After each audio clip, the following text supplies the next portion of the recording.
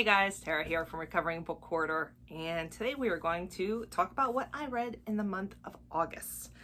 But first, I would like to address my shirt. It looks a little weird what you can see, but this is the professor from the movie The Wall, one of the illustrated portions of the movie. Pink Floyd's my favorite. I realize it looks a little bit weird on screen, but okay. Now I would just real quick like to talk about coffee for a second. So yesterday my daughter discovered that pumpkin spice is back at Starbucks, which is my absolute favorite. I know some people might say that end of August is a little too soon for the pumpkin spice fall kind of stuff, but given that this is 2020, I think that we should just kind of move the start of us celebrating things up by a month. So for example, I told my husband this year I would like to decorate for Christmas the 1st of November, just because I think it would be much more merry. So, and I think at work we're actually going to start our Christmas celebrating early also. So that's the first thing. I had my first pumpkin spice yesterday and it was delicious. I feel like it transports me to just feelings of cozy wonderfulness. So that's the first thing. Then, currently drinking, I bought the other day peppermint mocha. I'm not sure which brand it is that's making it, but it's absolutely amazing and tastes just like the peppermint mocha that you get from McDonald's. So happy about that too. And look how awesome this cup is. This was in, which box was this in? I think Owl Crate box?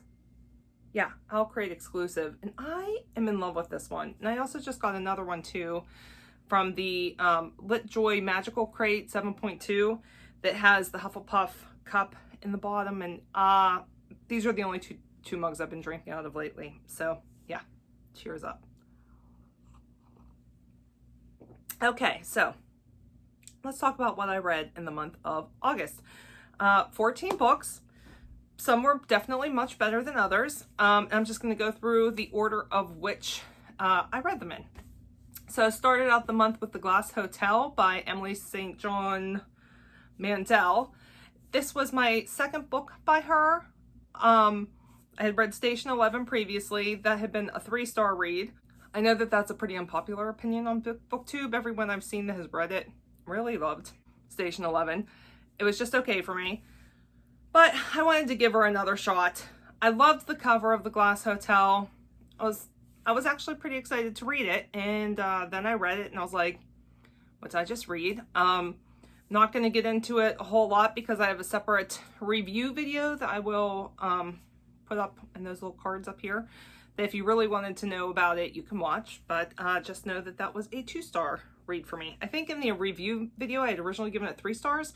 But then looking at how I typically rate things, I decided it was not deserving of 3 stars. And so I bumped it down to 2. Okay, then I was looking for something fun, a little bit lighter, and so I picked up The Beach Read by Emily Henry. I thought that this was really fun. I had moments where I literally laughed out loud. There were other times that I cried. This is touted as a hate to love, and it is that, but there's also this underlying love story, I feel like, between the main character and her dad, who had passed away recently. And I really, really loved that piece of it.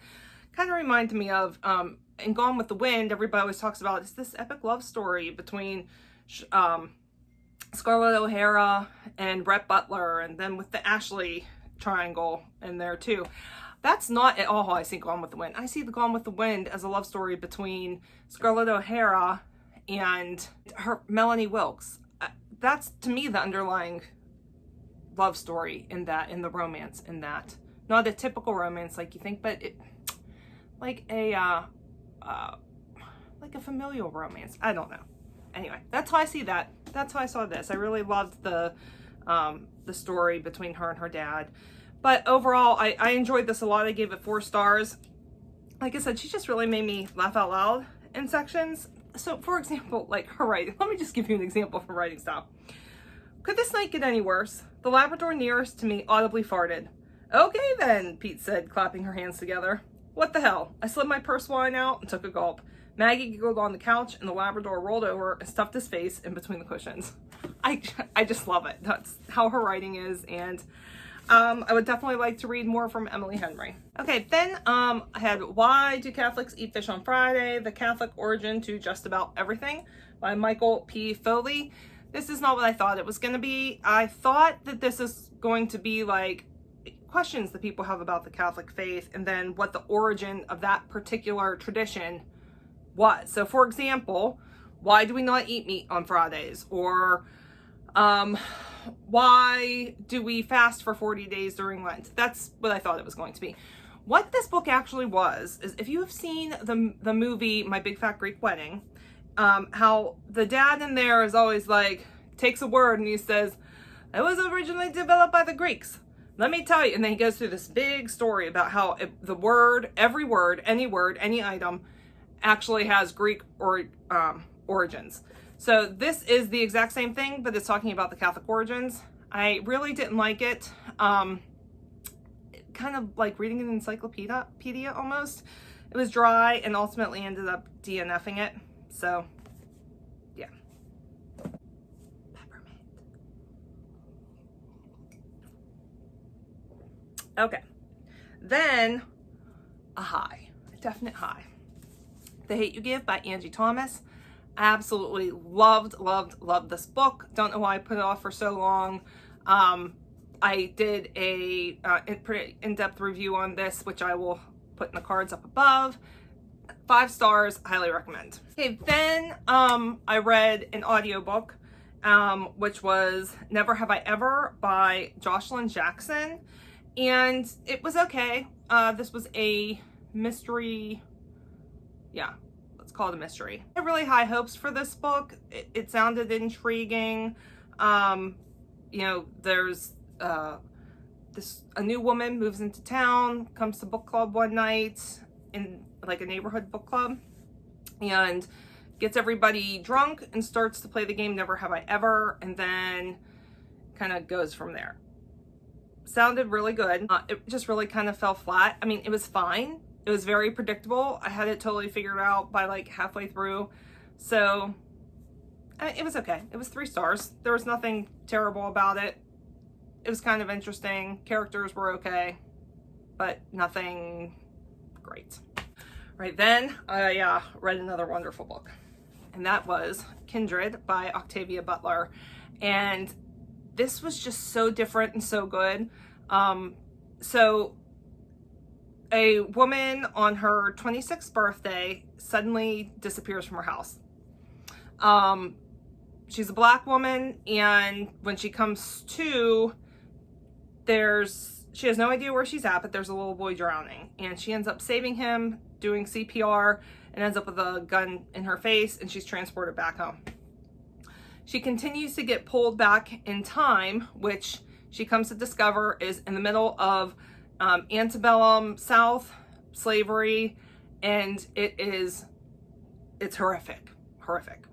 And each time she's there, she ends up being there longer, and things get progressively worse. It was terrifying, but oh my goodness, so good. And I now want to definitely read more from Octavia Butler. This was 5 stars. Right, then I read Baby of the Family by Mara Roosevelt. This is supposed to be a family saga. I ended up reading it and listening to it as well. This was disappointing. I gave it 2 stars. Had definite Casual Vacancy vibes by J.K. Rowling, which is a book I absolutely hated. There was not one character in there that had redeeming qualities.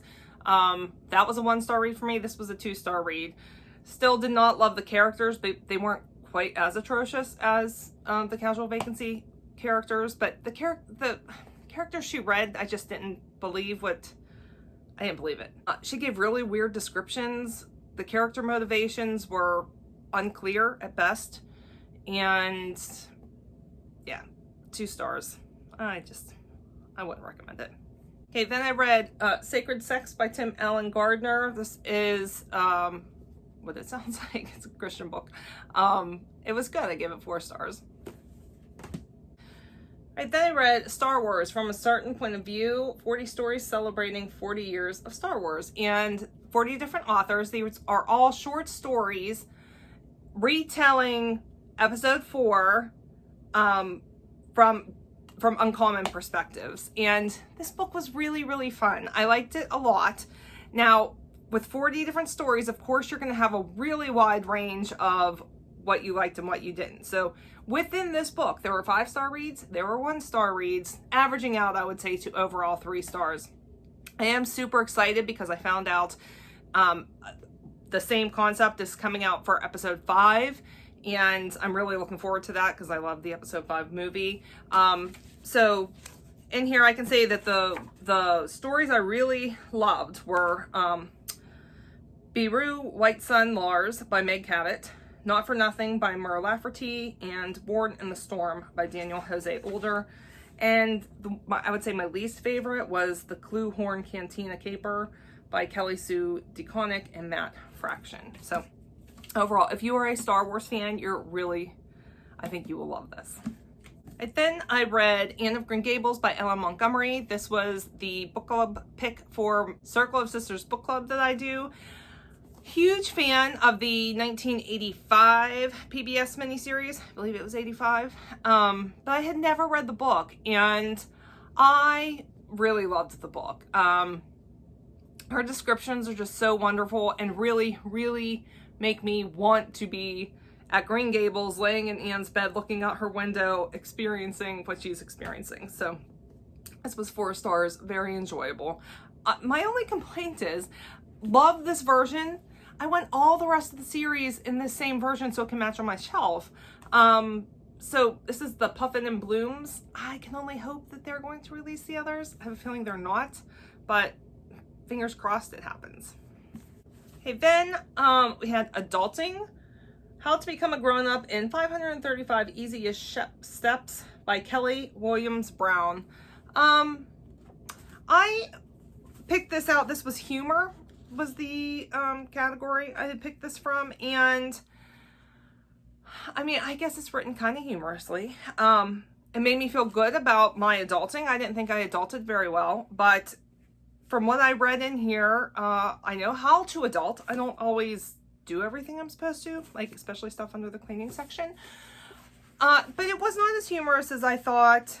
And ultimately I ended up DNFing it because the information was all stuff that I knew already. So I got through like chapter 4 and just decided I didn't want to read anymore. So it's not that it's not good. If you are a young adult, like fresh out of college, I would say, this is probably the perfect book for you. There is really, really useful information in here. It was just stuff I already knew. So young adult, I would recommend. Right, then we had On the Move by Oliver Sacks. This was a memoir. Oliver Sacks is if you've ever seen the movie Awakening that was starring Robin Williams, he was the neuroscientist, neurologist, whatever you say, that came up with that treatment for the disease that was in Awakenings. I did DNF this around chapter 5 or 6. There's only like 8 or 9 chapters. Each chapter was super long. I mean, it was okay. Interesting life, but he's a very dry writer, I guess is the best way to put it. And there were things I just found myself reading through that I didn't care about. You can tell he really cares about them, but they weren't interesting to me. So I ended up DNFing this one and will be unhauling. Right, then I had Delilah by Angela Hunt, and this is book 3 in the Dangerous Beauty novel. So I had read Esther in this series. It's a trilogy. I really loved Esther, so I was really excited to read another one from the series. I ended up DNFing this about 17 chapters in. I did not at all like how Samson is depicted. He comes across as whiny. He's supposed to be this huge, strong character. I didn't like it. I did not like how he was depicted, and I just didn't want to read any more of it. So unfortunately, this was a DNF. So right now with Angela Hunt, I am 50-50. So I'm going to give her another shot and see how I feel with another of her books, but this one was DNF'd. All right, last book of the month, and that was Keep It Shut by Karen Amen. What to say, how to say it, and when to say nothing at all. And this is a Christian book on controlling your mouth. And one of my largest sins is my mouth. I just can't seem to keep it shut. I tend to say the wrong things. I can be very abrasive. I can gossip. And it's been, I'd say the past 2 or 3 years, I've really been focusing on trying to change this about myself. I have gotten better, but I have a long way to go. And this book was really, really good. I ended up giving this 4 stars. This is definitely applicable to my life right now. If you have any problems with gossiping, not being able to keep your mouth shut, not knowing when to speak up and when to stay quiet, this is a great book. There's lots of really, really good practical advice in here, and I would recommend this one. All right, so that was August. Not a bad reading month. Quality-wise, though, you know, there were some big disappointments this month, but at the same time, I had those 2 books that were definite highs. So yeah, that's it. Have you read any of these? What are your thoughts? I would love to interact with you down in the comments. Don't forget to subscribe and give me a thumbs up if you like what you want to see and want to see more. All right, guys, have a good one.